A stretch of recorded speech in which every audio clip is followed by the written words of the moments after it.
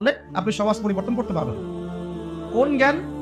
যে জ্ঞান মানুষকে আল্লাহর দিকে নিয়ে যায়, সেই জ্ঞান নয় যে জ্ঞান মানুষকে আল্লাহ থেকে দূরে সরায়। আর এখনকার পুরো বৈশ্বিক শিক্ষা সিস্টেমটা এভাবে ঢেলে সাজানো হয়েছে দূরে সরাই দিতে।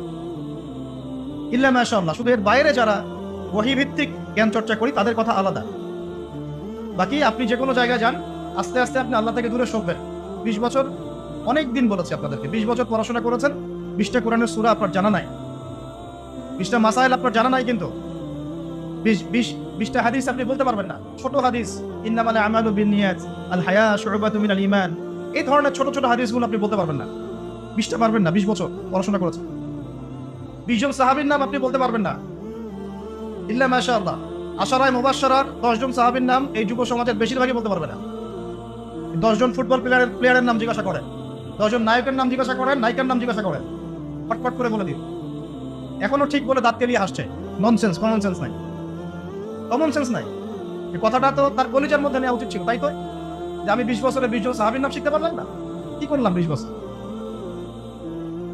কি করলাম 20 বছরে? আমি প্রত্যেকটা দিন খেয়ে না খেয়ে স্কুলে গিয়েছি, কলেজে গিয়েছি, ভার্সিটিতে গিয়েছি, মেসে থেকেছি, বাবার জমি বিক্রি করে বাবা পড়িয়েছে।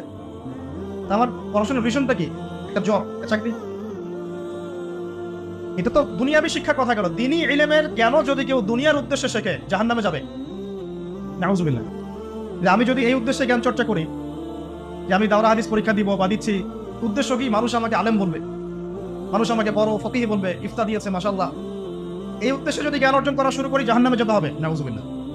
তাহলে দুনিয়ার জ্ঞান যে উদ্দেশ্যে আপনি অর্জন করছেন, অনলি একটা চাকরি, এখানে তো আল্লাহ নাই, আল্লাহর কনসেপ্টই নাই, আল্লাহর সন্তুষ্টি তো বহু দূরের কথা। আমি বলছি না যে জ্ঞান আপনি অর্জন করবেন না, কিন্তু ইসলামী শিক্ষা বাদ দিয়ে নয়। এখন এই শিক্ষাকে সমন্বয় করবে কে? এখন কেন এগুলো কথা বলতে হচ্ছে? এগুলো তো সমন্বয় 50 বছর আগেই করা উচিত ছিল। 10 জন সাহাবীর নাম বলতে পারবে না। তাদেরকে জানাতে হয় সালাহুদ্দিন আইয়ুবী রাহিমাহুল্লাহ একজন বীর ছিলেন। ওদেরকে জানাতে হয় নুরুদ্দিন জঙ্গির কথা, বিন কাসেমের কথা, তারেক বিন জিয়াদের কথা। তাদেরকে জানাতে হয়, বুঝাতে হয় যে তারা আমাদের শেকড় ছিলেন, তারা আমাদের সিংহ পুরুষ ছিলেন। হামজা রাদিয়াল্লাহু আনহুর শাহাদাতের ঘটনা দেখবেন, বেশিরভাগ ইয়াং জেনারেশন জানে না। মুসআব বিন উমাইরকে চিনে না। একজন সাহাবীকে নবীজি বলেছেন, তুমি কেউ যদি পৃথিবীতে জীবন্ত কোনো শহীদকে দেখতে চায়, সে যেন এই সাহাবীকে দেখে। নাম কি জিজ্ঞাসা করেন, বলতে পারবে না। বলে দিচ্ছি, তার নাম তালহা বিন উবাইদুল্লাহ রাদিয়াল্লাহু আনহু। তালহা রাদিয়াল্লাহু আনহু।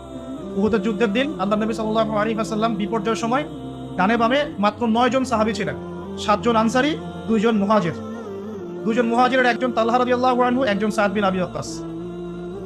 তালহা রাদিয়াল্লাহু আনহু আল্লাহ নবীকে সেভ করার জন্য এদিকে 7 জন একে একে শহীদ হয়েছেন, বাকি 2 জন বেঁচে আছেন, সাদ বিন আবি ওয়াক্কাস, তালহা বিন উবাইদুল্লাহ রাদিয়াল্লাহু আনহু। নবীকে সেভ করার জন্য পিছন দিকে ঘুরে যুদ্ধ করতে হচ্ছে, পিঠে এসে তীর লাগছে একটা একটা করে। এগুলো আমরা সব জাস্ট বলতে পারি, আপনারা শুনতে পারেন, কেউ উপলব্ধি কেউ করতে পারবো না। রিয়েলাইজ করার ক্ষমতা আমাদেরকে দেওয়া হয়নি এখনো, কারণ আমরা সেই সিচুয়েশন দেখি নাই চোখ দিয়ে।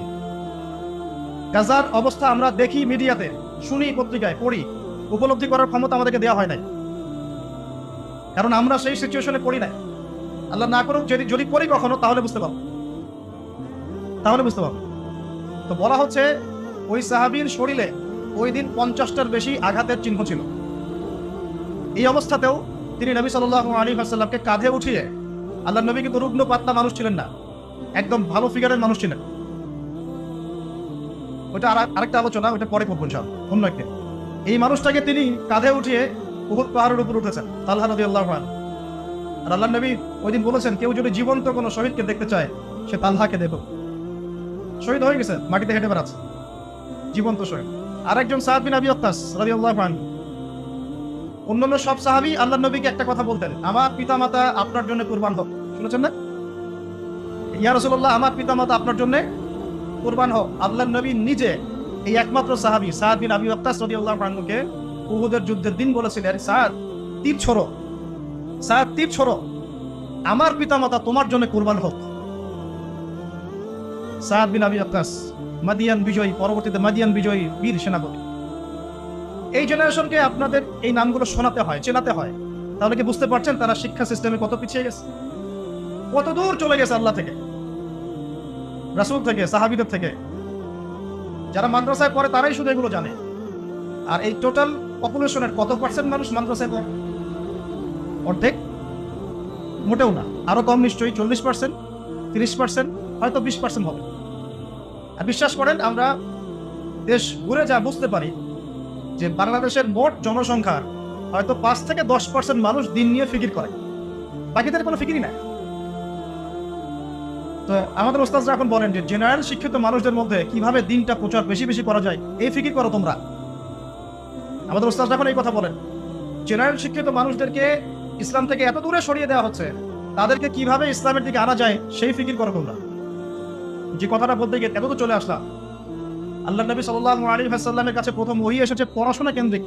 অতএব আমাদের সবার আজকের প্রথম লেসন, নসিহত হচ্ছে, শিক্ষাটা হচ্ছে, দিনের যদি বিজয়ে আপনি চান, নিজের যদি ইহকালীন কল্যাণ চান, পরকালীন মুক্তি চান, বা আমরা চাই, তাহলে লেখাপড়া করার কোনো বিকল্প নাই। একদিনের ওয়াজ শুনে বাসায় চলে যাবেন, কোনো ফায়দা নেই। আপনাদেরকে উলামায়ে কেরামের কাছে এসে পড়াশোনা করতে হবে, সিলেবাস করে নিতে হবে। উস্তাজ বা হুজুর, আমি এই পর্যন্ত পড়েছি, আমাকে একটা সহজ সিলেবাস করে দেন, কিভাবে পড়াশোনা করলে আমি দিনের জ্ঞান অর্জন করতে পারবো, একটু দাওয়াতি কাজ করতে পারবো, দিনের কিছু কাজে আসতে পারবো। আর এটা অবশ্যই আলেম লাগবে। উলামায়ে কেরাম ছাড়া একা একা যদি চলতে চান, তাহলে ওই যে অনলাইনের